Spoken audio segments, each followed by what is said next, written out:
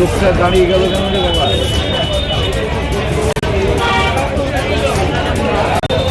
মুখ্যমন্ত্রী ঘোষণার পরই দ্রব্যমূল্য বৃদ্ধি নিয়ন্ত্রণে রাখতে বহরমপুরের বাজারে হানা দেয় টাস্ক ফোর্স টিম। শনিবার সকালে বহরমপুরের স্বর্ণময়ী বাজার, গোড়া বাজার সহ বিভিন্ন বাজারে টাস্ক ফোর্স টিম নেমে বাজারের বিভিন্ন সবজির দাম জিজ্ঞাসা করেন। কোথাও আলু 35 টাকা, পেঁয়াজ 50 টাকা, বেগুন 80 টাকা সহ বিভিন্ন সবজির দাম নিয়ন্ত্রণে রাখার জন্য নির্দেশ দেওয়া হয়।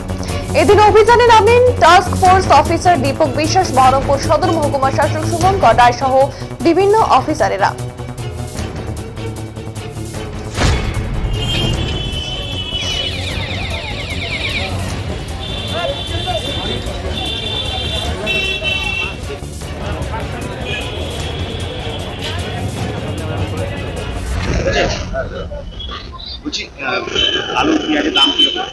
পেঁয়াজের দামটা একটু কমেছে, অনেকটাই কমেছে, মানে 40 থেকে 50 টাকা, 48 টাকা, মানে আজকের দাম পাইকারি আছে।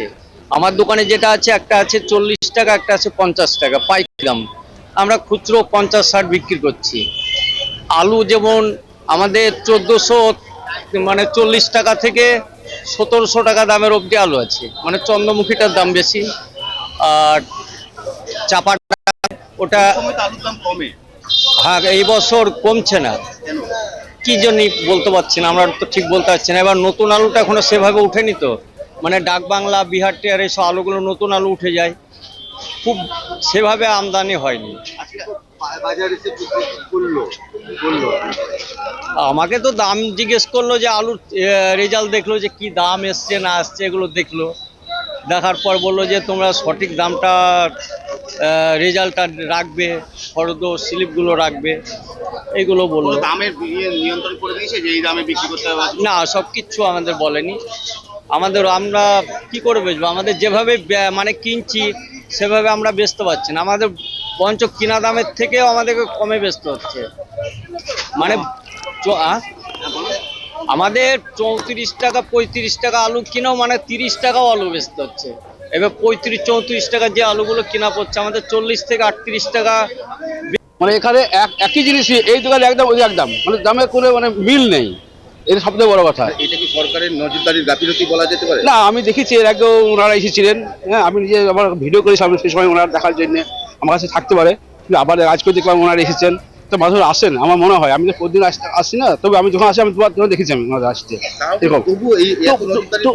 তবুও এরকম দেখুন, এটা তো আমার বলতে পারবো না, কিন্তু উচিত এগুলো কিছু সাধারণ মানুষ তো বাঁচতে হবে কিছু খেয়ে, ইনকামের সোর্স কম, অথচ দাম মূল্য বৃদ্ধি।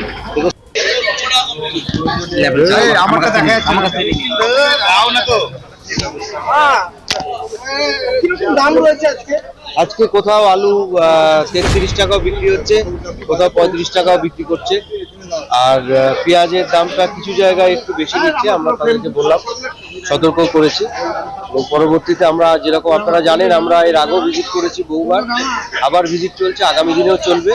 এবং তাতে যদি একই ধারা বজায় থাকে, আমরা আমাদের মতো সরকারি যা আইন অনুযায়ী আমরা তাদের ব্যবস্থা কোনো রকমের নিয়ন্ত্রণে আনা যাচ্ছে না। আমরা এরপরে পাইকারি যে বাজার আছে, নতুন বাজার, যেখান থেকে মূলত ওনারা কিনে আনেন, ওনাদের সাথেও আমরা বসবো এবং একটা নির্দিষ্ট পদ্ধতি মেনে যাতে ওনারা পাইকারিভাবে বিক্রি করতে পারেন এবং তার প্রমাণ, রসিদ সব যাতে ঠিকঠাক থাকে, সেই ব্যাপারে আমরা আগামীতে এটা নিয়ে বসবো।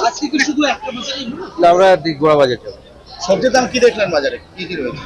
কম বেশি আছে, মানে বিভিন্ন জায়গায় বিভিন্ন রকম নিচ্ছে, কেউ ঠিকঠাক নিচ্ছে, কেউ একটু বেশি নিচ্ছে, তো মিলিয়ে মিশিয়ে আছে।